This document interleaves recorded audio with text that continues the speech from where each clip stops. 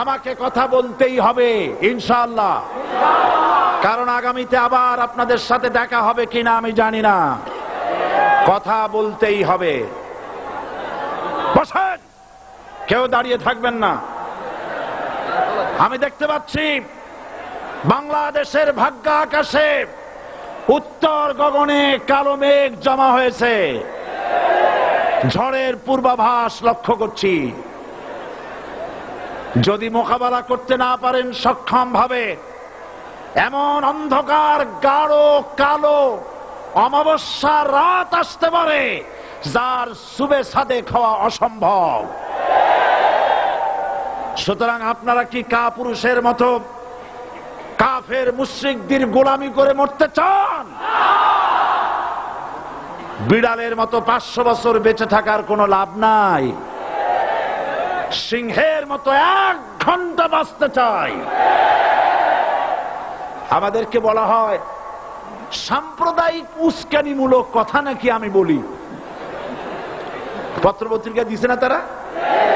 সাম্প্রদায়িক উস্কানি কথা, সাম্প্রদায়িক উস্কানিমূলক কথা বলি।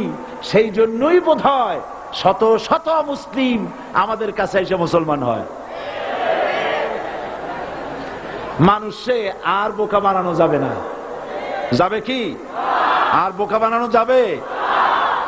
তারপর বলছে কি, এরপরে বলছে আমাকে বলছে রাজাকার।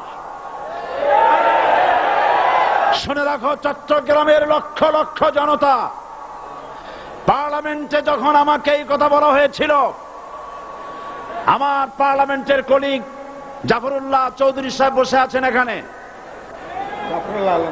হ্যাঁ, জাফরুল ইসলাম চৌধুরী বসে আছেন পাশে, প্রধানমন্ত্রী সুদ্ধা, অন্তত 3 শতাধিক পার্লামেন্টের সম্মানিত সদস্যরা সেদিন বসা।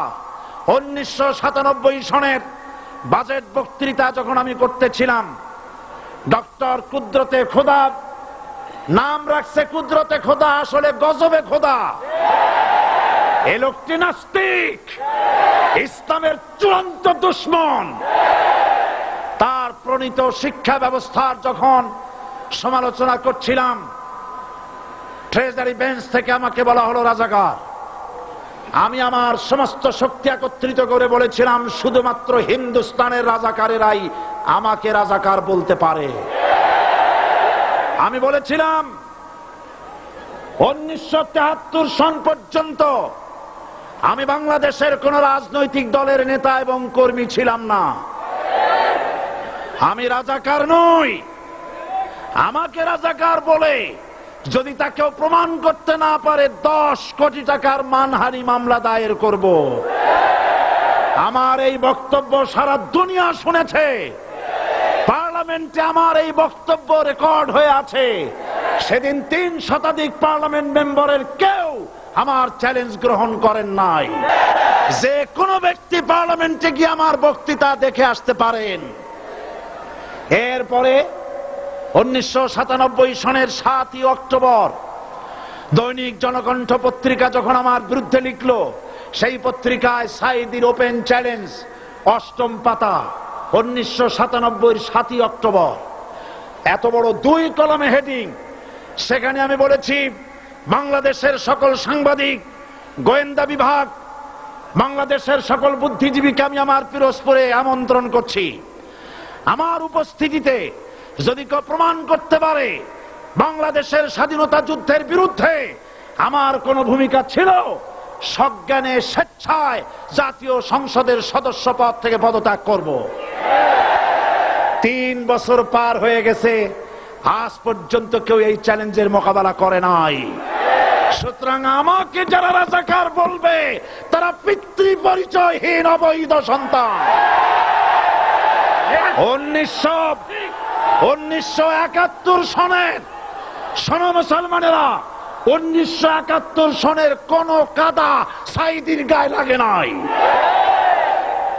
আমাকে রাজাকার বলে জনগণ থেকে বিচ্ছিন্ন করবা, জনগণ থেকে আমারে বিচ্ছিন্ন করা যাবে না। কারণ এই জনগণ আমার জন্য আসে না, এই জনগণ আসে আল্লাহর কোরআনের জন্য।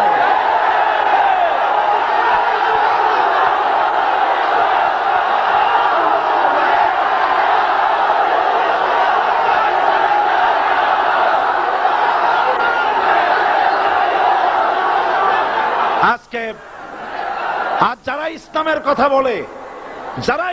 কথা বলে, তারাই রাজাকার, তারাই মৌলবাদী।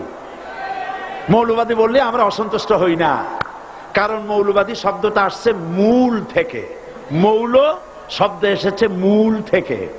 মূলবাদী তার মানে যারা মূলে আছে। মূল হলো কোরআন, মূল হলো হাদিস, মূল হলেন আল্লাহ, মূল হলেন আল্লাহ রসুল।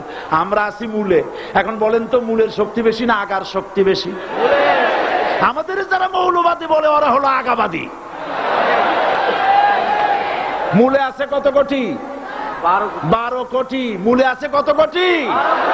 আর আমাদের যারা মৌলবাদী বলে ওই থাকো গাছের আগায়, আমরা মূলে। লাভালাভি বেশি করবা না, 12 কোটিতে গাছের গোড়া আসতে নাড়া দেবে, মামু বাড়ি দিল্লি গিয়ে পড়বা, বাংলার জমিনে জায়গা হবে না। এ কথা বিশ্বাস করো। বাংলাদেশের মুসলমানদের শরীরে এক বিন্দু রক্ত থাকতে শয়তানের তৈরি করা ধর্মনিরপেক্ষ মতবাদ বাংলার জমিনে কায়েম হতে দেওয়া হবে না, হবে না।